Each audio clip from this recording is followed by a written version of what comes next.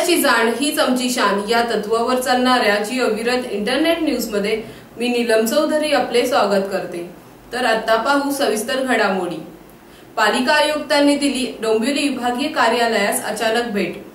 पालिका आयुक्त म्हणून पदभार स्वीकारल्यानंतर ई रवींद्रन मागील 4 दिवस शहरात फिरत असून जेथे कचरा नाही असे एकही ठिकाण नसल्याची खंत पत्रकारांशी बोलताना व्यक्त केली। सोमवारी पालिका आयुक्त ई रवींद्रन यांनी अचानक डोंबिवली विभागीय कार्यालयाला भेट दिल्याने अधिकारी कर्मचाऱ्या वर्गाची खूपच धावपळ झाली। आपण गेले 4 दिवस डोंबिवलीत फिरत असून कचरा साठलेला नाही अशी एकही जागा नाही। कचरा हाच मुख्य प्रश्न असल्याचे ते म्हणाले। डोंबिवली विभागीय कार्यालयाच्या देखभालीकडे संपूर्ण दुर्लक्ष असून कर्मचारी कुठे जातात येतात याची नोंद नाही। त्याची नोंद ठेवणारे रजिस्टर ठेवण्याचे आदेश पालिकेच्या अधिकाऱ्यांना दिले गेले। संपर्काचा तरी एक वेळा तरी कचरा नाही दिसायला असं ठिकाणी कुठे आम्ही छोट्या कार्यालयामध्ये काय होतं मूवमेंट रजिस्टर ठेवतो। हे अधिकारी कुठे जातात, फील्ड ऑफिसर्स कुठे जातात, ते सिस्टम अजून कार्यान्वित नाही झालं। कारण की आता मी इथे आले म्हणजे कर्मचारी इथे 100 लोक आले, 100 लोकमध्ये 50 लोक बाहेर गेले असणार। कारण की टॅक्स वसूल करायचं, पण कुठे कोण झाले, कोणत्या ठिकाणी ॲक्च्युली ते गेले त्याच्या मूवमेंट रजिस्टरचे नोंद दिसले पाहिजे। तो सिस्टम आता सुरू करू। बस माझ्या टॅक्स कलेक्टर आता बाहेर गेले, आज त्यांचा टूर तिथे आहे। आता आम्ही जाताना तिथे त्यांना बघायला पाहिजे, असं तिथे कुठेतरी घेऊन गेले असं नको व्हायला पाहिजे। Let's see will improve system. Kalyan Dombivli महापालिका शिक्षण मंडळातर्फे विशेष गरजा असणाऱ्या विद्यार्थ्यांना मोफत साहित्य वाटप करण्यात आले। कल्याण डोंबिवली महापालिका शिक्षण मंडळातर्फे विशेष गरजा असणाऱ्या विद्यार्थ्यांना सोमवारी 27 जुलै रोजी मोफत साहित्य वाटप करण्यात आले। सर्व शिक्षण अभियानाअंतर्गत समावेशित शिक्षण उपक्रमामुळे विशेष गरजा असणाऱ्या मुलांना शिक्षण प्रवाहात टिकून ठेवण्याकरिता त्यांना विशेष साहित्य साधनांची तसेच विशेष अध्यापनाची गरज असते। त्याकरिता अस्थिव्यंग, सेरेब्रल पाल्सी, गतिमंद व इतर विशेष गरजा असणाऱ्या मुलांची शासनामार्फत मोजमाप तपासणी शिबिर आयोजित करण्यात आली होती। त्यामध्ये 42 मुलांना विशेष गरज असणारी मुले आढळून आली। एकूण 42 मुलांना 73 साहित्य साधने शिक्षण मंडळ उपसभापती अमित म्हात्रे, शिक्षण मंडळ सदस्य किशोर मानकामे, शशिकांत कांबळे आणि स्थानिक नगरसेविका दर्शना म्हात्रे यांच्या हस्ते वाटप करण्यात आले। यावेळी प्रशासन अधिकारी सुरेश अवारी, समावेशित शिक्षण प्रमुख मिलिंद आयरे आदी मान्यवर उपस्थित होते। कोपर गावाला श्री क्षेत्र कोपर म्हणून ओळखले जावे असे स्थानिक नगरसेवक तसेच ह प्रभाग सभापती संजय पावशे यांनी सांगितले। कोपरगाव येथील भगवान शिव मंदिर येथे भागवत कथा प्रबोधन सप्ताह पार पडला। कोपरगाव हे श्री क्षेत्र कोपर म्हणून ओळखले जावे असे स्थानिक नगरसेवक तथा ह प्रभाग क्षेत्र सभापती संजय पावशे यांनी सप्ताहाच्या सोहळ्यात सांगितले। तर मुळात आमचं कोपरगाव हा सगळ्या संतांची भूमी आहे। सावळाराम महाराज आणि आमचे वारकरी संप्रदायातली लोक, आणि ते मला वय वर्ष 41 झालं आणि मी 35 ते 36 वर्षापासून या शंकर मंदिरमध्ये आम्हाला जेवढी सेवा करायची तेवढी आम्ही करतो।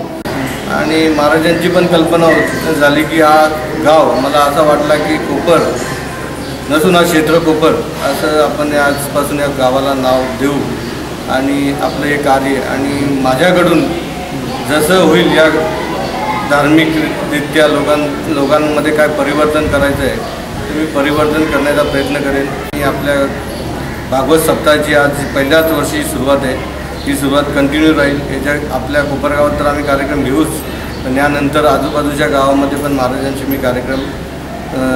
महाराजांना मी कार्यक्रम करायला सांगणार आहे आणि त्याच्याकडून आपल्याला जेवढं प्रबोधन लोकांच्या मनामध्ये जनजागृत करता येईल तेवढं करू। नगरसेवक पावशे यांच्या वतीने कोपर गावातील भगवान शिव नागेश्वर मंदिरात पार पडलेल्या भागवत कथा प्रबोधन सप्ताहाच्या सांगता सोहळ्याप्रसंगी भागवताचार्य प्रबोधक परमपूज्य गुरुजी नाना महाराज यांच्या प्रवचनादरम्यान कोपर या गावाच्या सन्मानार्थ या गावाला श्री क्षेत्र कोपर नावाने ओळखले जावे असा उल्लेख केला होता। त्याच उल्लेखानुसार पावशे यांनीही आपले मत मांडले। ते पुढे म्हणाले, कोपर गावात नेहमी धार्मिक कार्यक्रम सुरूच असतात। कीर्तन आणि प्रवचनाकडे तरुण वर्गाचा ओढा वाढला आहे। सर्व गावकऱ्यांनी धार्मिक क्षेत्रात वळणे गरजेचे आहे। तर भागवताचार्य प्रबोधक परमपूज्य गुरुजी नाना महाराज जेधे म्हणाले, मुंबई, ठाणे, विदर्भ, मराठवाडा आदी ठिकाणी जनप्रबोधन अभियान सुरू आहे. आजच्या तरुण पिढीला संतांची शिकवण माहिती व्हावी म्हणून भागवत कथेच्या माध्यमातून, रामकथेतून जनप्रबोधनाचे काम सुरू आहे. आजच्या या धावपळीच्या जीवनात आपलेपणा आणि जिव्हाळा कमी होत चालला आहे. कोपर गावात भागवत सप्ताहाला मिळालेला उत्स्फूर्त प्रतिसाद मिळालेला पाहून अत्यंत आनंद झाला, असेही ते म्हणाले. गेली 15-20 वर्ष झालं मी संतांचं, सद्गुरूंचं कार्य करतो आहे. हरिभक्तपरायण नानासाहेब जेधे देशमुख महाराज म्हणून संबंध महाराष्ट्रात, महाराष्ट्राच्या बाहेर, देशात, परदेशात कीर्तनं, प्रवचनं, भागवत, रामकथा अनेक माध्यमातून जेणेकरून समाज प्रबोधन व्हावं, जनप्रबोधन व्हावं आणि म्हणून जनप्रबोधन अभियान हे आपल्या मुंबई, ठाणे आणि महाराष्ट्रात, कोकणात, संबंध मराठवाडा, विदर्भामध्ये आपण हे राबवतो आहे. त्याचं कारण हे आहे की अखिल मानवजात ही सुखी व्हावी. विशेष करून तरुण पिढी, यंग जनरेशन जे आहे त्या तरुण पिढीला या संतांच्या शिकवणुकीतून, भागवत कथेच्या माध्यमातून, रामकथेच्या माध्यमातून जनप्रबोधन व्हावं. घराघरात जे तंटे, बखडे, कोर्ट कचऱ्या, मारामाऱ्या, आमच्या भगिनींवर अत्याचार, बलात्कार हे जे सगळं होऊन राहिलेलं आहे त्याचं कारण आपलेपणा, प्रेम, जिव्हाळा हे कमी होत चाललेलं आहे.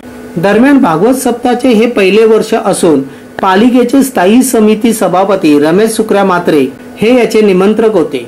यावेळी शिवसेना संघटक ज्योती म्हात्रे, महिला शाखा उपशहर प्रमुख प्रीती म्हात्रे, कार्यालय प्रमुख शैला पाटील, आशा गायकवाड, सीमा दळवी, रेंगे, नारायण म्हात्रे, मोतीराम म्हात्रे, कृष्णबुवा म्हात्रे, बुवा म्हात्रे, बाळकृष्ण म्हात्रे, संतोष म्हात्रे, तानाजी बद्रक, एकनाथ म्हात्रे, स्वप्नील पवार, चंद्रकांत शिरवाडकर यांनी अथक मेहनत घेतली. वास्तविक पाहता संसार आणि परमार्थ ही दोन अलग अलग वेगवेगळ्या गोष्टी आहेत. हे लोकांचा हा गैरसमज आहे. वास्तविक जसा नाण्याला दोन बाजू आहेत, माणसाला जशी निद्रा आवश्यक आहे तशी जागृती आवश्यक आहे, त्याचप्रमाणे माणसाला संसार पण आवश्यक आहे आणि परमार्थ पण आवश्यक आहे. आणि म्हणून माणूस प्रपंच करता करता माणसानं परमार्थही माणसाला करता येतो. जसं ज्ञानेश्वर महाराजांनी सांगितलं की आसोनी संसारी जीवे वेगू करी, वेदशास्त्र उभारी बाह्या सडा. म्हणून माणसानं खऱ्या अर्थानं संसाराच्या सुखी कळीतून परमार्थ फुलवला पाहिजे.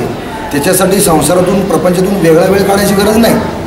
संसारात राहूनच आपल्याला परमार्थ साध्य करता येतो, असं आपल्या पूर्वीच्या ऋषीमुनींनी, संतांनी, आताच्या गुरु सद्गुरूंनी अखिल मानवजातीला हे मार्गदर्शन केलेलं आहे.